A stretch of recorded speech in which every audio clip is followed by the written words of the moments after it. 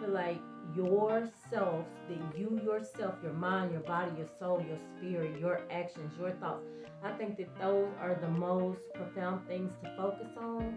And I feel like on a daily basis, you are so important to yourself that you don't have time to really worry about or indulge in things that don't move you forward in your spirit, in your physical, you know, body, in your emotions, in your finances. Like, you are so important to yourself that you are so worth just, you know, just paying attention to your own life, getting to know yourself more, getting to understand your why you think like you think, and all of that is really about healing, right? And so I'm just so grateful for that reality. I'm grateful for a healing reality. I'm grateful for a healed heart and a healed mind. One of the things I remember about, which this could be a story time, but I'm gonna tell it here. One of the things that I feel like made me and molded me into the person that I am today is kind of growing up on a farm, if you will. Now, we didn't have farm land, like literally in a sense, but we kind of grew up on a farm. We picked the peas, we picked the stuff all out of the big garden thing my granny had, my granny and my papa. And so we, you know, my great grandmother had the watermelon farm, and the watermelon patch thing where she sold watermelons and cantaloupes and honey and stuff. And she lived out in the country. All she had was the little horse. I mean, the little cow. But I remember younger growing up at my granny's. She had cows. We had a goat, and we had pigs. My great grandmother had chickens, and we just fooled around with all of that stuff. We just fooled around with all of that stuff. And so the fact that I have those memories to look back on, to me, that yesterday, brings me joy. That yesterday makes me happy. It makes my soul happy. Something about that yesterday gives me purpose today. Um, that yesterday just gives me a sense of self. It gives me a sense of normalcy. It gives me a sense of love and just peacefulness and joy. And let me tell you why I think that is. I think that is because of the fact that everything in the yesterday of my life, my early life, was reproducing, recreating, cultivating. It was the action thing for me. It was the action of the life and the things that I stand on today, that really just kind of make my heart happy and make me, I think, see things different. It's really those kinds of things that make me see different. Excuse me, those are the things that on a day to day basis that I can refer back to, look on, and I just, and it's just, those are the moments that I hold dear to my heart. Like, I really hold those moments dear to my heart. Um, I think right now I just made my mind up that, like, we will visit some of the darker moments because I do want people to have, find some faith in my experiences, and find some hope in my God journey, and find some deliverance in, some of my own trials and tribulations that you can apply to your own life. But more so, find faith, like I found faith uh, when I felt, I guess, abandoned, if you will. But y'all, it's so much to love. But to be able to love that is so much to love, you won't be able to focus on what you hate. You won't be able to focus on everything that's bad, or everything that didn't go your way, or everything that you wanted that you didn't get, or You know, you just cannot focus there. You can't even really visit there. Like, you can't, you just have to experience that. You can't hold on to that. You can't stay there. You just cannot. Not if you want your heart to be happy. You can't. So that in itself is another aspect of yesterday's life is not today's life. Um, Life happens, life happened, and life will continue to happen, right? And dark moments came, right? And those dark moments, I I remember some stuff that I could tell you, but I didn't hold those moments dear to my heart. You got to be careful with the things that you want to hold dear to your heart. You got to be careful with, like the thoughts that you continue to hold on to, the experiences that you continue to hold on to. Like, why are you holding on to things that don't serve you? Why are you holding on to pain, things that pains you?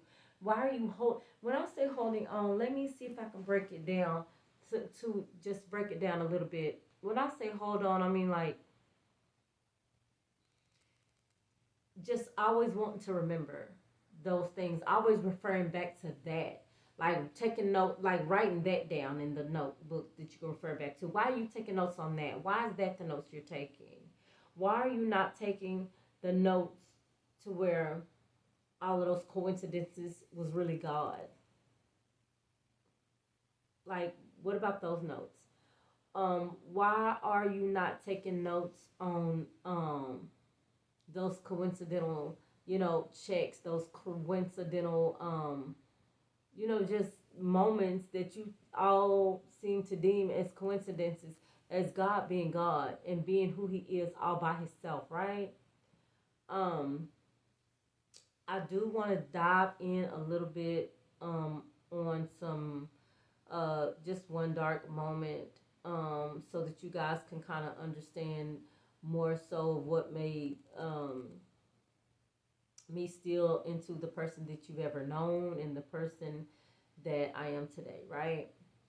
So, I do believe around the time that I was 7, maybe. I remember us living in like a little apartment complex area, and then I remember my birthday came, and then I remember my mom going to the hospital, and we had to move into my granny's house. Um, and that was a dark moment for me, but y'all, I still like even now, like I never ever back then thought about what was going on, but as an adult, as I got into my 20s, late 20s, early 30s, then of course my whole 30 years journeys, and clean up into my 40 years journeys, I never really thought about the fact that I felt abandoned when my mom had to go that at that time, or or the fact that I don't think that I really knew where she was at, or the fact that I don't think that I ever thought that she didn't love me just because she wasn't there. Um, I feel like my abandonment issues came from me longing for her. I longed for her. I felt like growing up, like she was my life. She was my everything. I was her daughter. I was her baby. And once I still wanted to hug on my mom. I wanted to sleep with my mom. I wanted my mom to take me everywhere with her. And just to look up and she's not there and know that no one's telling you where she is or what's going on or nothing. Like, if that's not an abandonment issue waiting to happen, I don't know what is. Like, I don't know what anyone else would call it, but that was very traumatic for me. Um, and I went through life like that, y'all. I went through life like that until I was like clean up until I was like 28. Never even revisiting the moment or having a conversation with anyone about where she went, what happened, none of that. Like nothing. Just voila, she's gone. Voila, she's back. Voila, she's gone. Voila, she's back. Like that on top of not really ever knowing my father, um, which I never really thought about him until I got like about 11 years old. But to be honest with you, I never thought about him because I didn't know him to think about him. That's just how I see it. I just didn't know him to think about him. I don't think that I even thought about fathers until I got in middle school, where kids' fathers was coming to school with them and was coming to check on them and was at their track meets and was eating breakfast with them when they got good grades. I'm like, why is he here? Like, why would your father come? Like, who has fathers around here? Like, I'm just saying, like, it was just a weird life. That was weird for me to see and weird for me to experience that people that I knew had fathers, because that's just not what was normal in my life. I didn't have one, so I didn't know what it really even meant or what it felt like. But of course, later on in these episodes, you'll also I'll toss something else into this right here. Um, but I just I dealt with that very horribly throughout the years, and you guys will definitely hear about that as well. I dealt with that very horribly throughout the years, y'all. Because after that particular moment in my life, um, being so young, it's like everything kind of was like just going through the motions for me. And of course, until I got older and really wanted to kind of just take a look at those moments, what I was really feeling in that moment, what thoughts, what emotions, what maybe even scars, what's going on with that.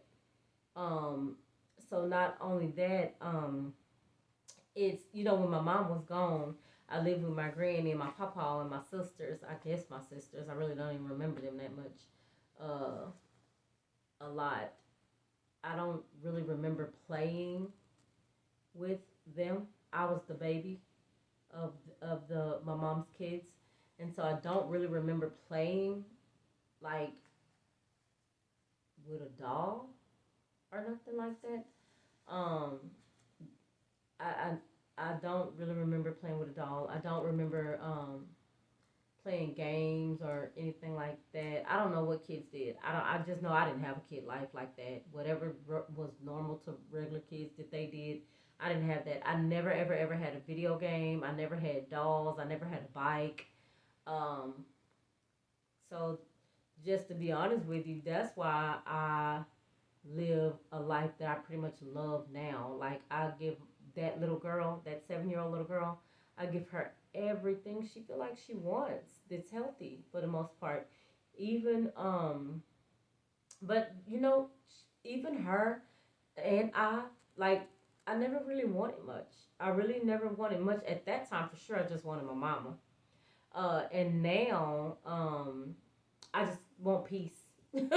I just want peace because living that life, carrying those traumatic, um, that kind of trauma in your heart and in your mind and in your spirit for all those years, and then other traumatic issues just happening on top of that, and other traumatic issues happening on top of that, then getting into crazy relationships and getting into so-called friendships that were crazy and traumatic and toxic.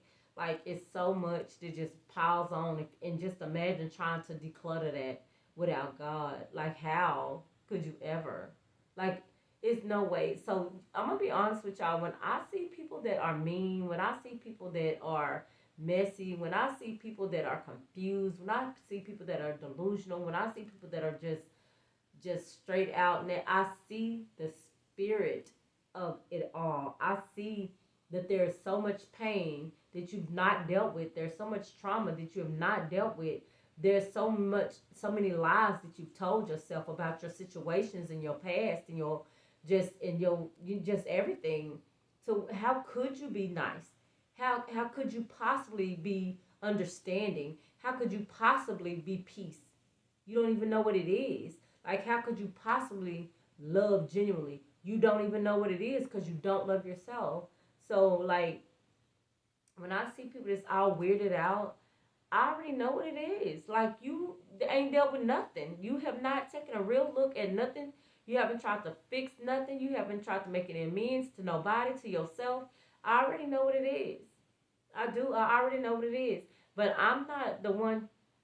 Now I will try to talk to you, and I won't just try to go all Dr. Phil on you. But I will kind of say some things. If you give me a little moment, I will kind of give you some stuff, y'all, because I love talking about my healing moments. I really do. Like I really do. I enjoy talking about my moments of healing, and I really enjoy growing, and I really enjoy taking deep looks and having deep conversations. Ooh, I just love it. I love serenity, like I really do. I love serenity, and I just love genuinely, and the fact that I love genuinely, unfortunately, makes me hurt deeply when I feel like you're supposed to automatically love me. You're supposed to genuinely love me. You're supposed to love me in a way like almost like God loves me. And this is like more so like friends and family or my spouse, whomever that would ever be, but the ones in the past, like um, I don't know, like, but right now, I think that my thing is that I get really hurt and really saddened by not being loved properly. Like, I really get sad about not being loved properly. Um, and I noticed that, again, when people are not healed, they can't love you properly. It's nothing else I can say about that. They just can't. Um, y'all just know that I'm still on my life's journey by the grace of God. I am still healing. I am still learning to love. I am still finding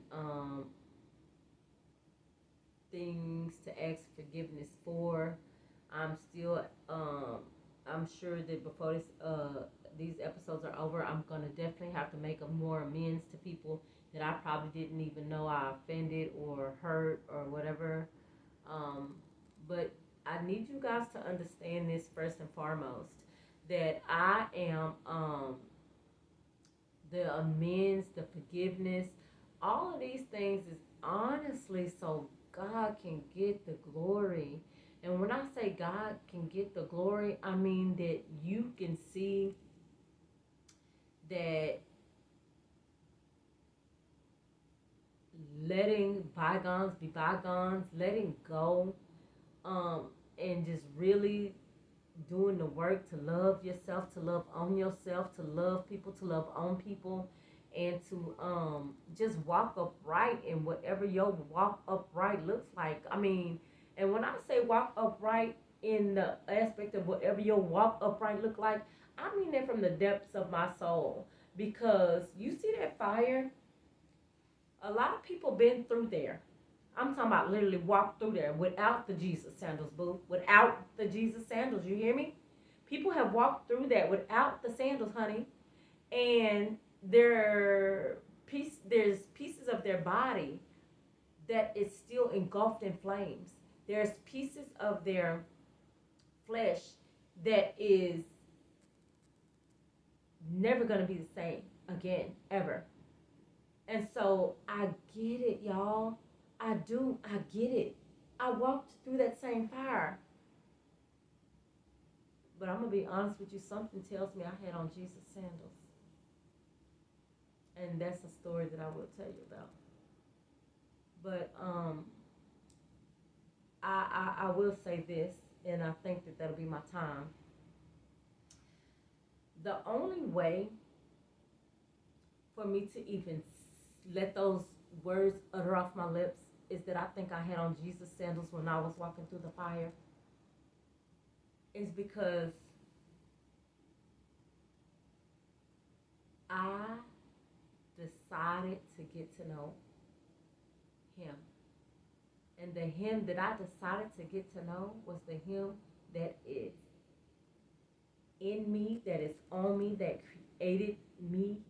Um, and I'm pretty sure that once we go into more depths of talking about all of that, y'all, you'll see my perspective of all of that is a little different, and I'm okay with that. And I hope that you will be too at the end of all of this. But y'all, I'm grateful. I'm grateful that yesterday is not today's. What is it? I'm getting sleepy. That yesterday's life is not today's life.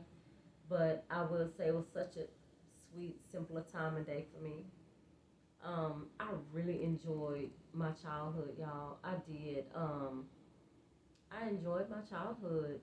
Um, with the fact that my mom was in and out, it's so crazy because which I do this now. I realize I do this in my adulthood. When she comes in, it, it's like she never left. She's my mama. I love her. I miss her, and I just want to be with her. Like it never failed. Um, of course, when I got into my teenage years, and she wasn't there, I took a very bad turn for the worst, y'all. And I'm laughing now because wow, like wow. But that'll be in one of the next episodes, y'all. My teenage years without my mommy. Um, and then how my perspective toward life started shifting, and how I just started seeing the world and how I started seeing people because of the way my perspective shifted. So you guys continue to stay tuned. Yesterday's life is not today's life. Um, I knew that I wanted the sweetness of life, just like I had when I was a child, um, an adolescent, if you will. And so I think I've kind of created my big girl adolescent years, y'all. When I say that, like I have really created my big girl adolescent years. I have really just taken the time to spend time with myself, with my thoughts, sit with my mind, um, and develop my core values, y'all, and walk that thing all the way out. You hear me? Like I have really set standards for myself, for my life. Um, I set a couple of goals, in the past, and I've set very few in this here last few years because I really been wanting. I just really wanted to marinate in these years of of my adolescent, years, that I've kind of like regurgitated into my adulthood, and so it's been such a journey, y'all, and it's so much more to tell. Whew, child, there's so much more to tell. It's been almost 50 years of life here now. So it's just so much more to tell, and it's just such a beautiful thing to be okay with things that you had no control over. And I'm asking you before we continue to go on to other episodes, take a look at the things that you had no control over, and get with God about it. Get with God about it. And also want to ask you to please read the book of Proverbs, y'all. Read the book of Proverbs. I'm not asking you to do anything but read the book of Proverbs. I'm not asking you to go to church Sunday, Wednesday, and to the Pentecostal head dashing with the ashes. I'm not asking you to go see if Meshach and the Billy Goat still in the fire. I'm not asking you to go see where Mary Magdalene went after she left the well to get the water. I'm not asking y'all to do anything but read the book of Proverbs, okay? I'm not asking you to go tell the church that you did that. I'm not asking you to do anything outside of read the book of Proverbs. Just read the book of Proverbs. Y'all, it saved my life. And I really think that it'll save yours too. You know what else I think it'll do? I think it'll give you a closer walk with God, and that you will be able to kind of get to know Him on a more intimate level. Y'all, I'm sleepy. That's all I got for tonight. I could keep going though. If I wasn't tired, y'all, I'd probably go on until the break of dawn, because I love basking in the energy of my peace. I love basking in the energy of God's love. I love basking in the energy of a life that I've created that I don't need a vacation from. Um, I'm really grateful that God has allowed me to be who I am, to walk in the shoes that I walk in, to just be me. Like, I just really would not want to be nobody else ever. I don't care who it is, nobody. I really would not rather be nobody else but myself. Because as I look back again on the 7-year old girl, the 17-year-old girl, the 27-year-old girl, the 37-year-old girl, and now the 47-year-old girl. She just needs love, y'all. She just needs love. She needs to be nurtured more. Um, she needs a family, and I mean that in every aspect of the word. She needs to continue to heal and to continue to grow and to continue to find out other little, nuances about herself and figure out where they're going to lead her to on her next growth journey. And I don't know. I love all kind of stuff. I'm gonna end it off in a real funny way. I love trying different foods. I love fuzzy socks. I love buying towels. That's how you know I'm sleepy. But I just love life. I really do. And I love y'all. So thank y'all for being transparent with me. Thank y'all for being gentle with me. And thank y'all for allowing me to grace your presence through this podcast. Y'all stay tuned. Saturday Night Live. Yesterday's life is not today's life. I am Teresa Speaks. Good night, guys.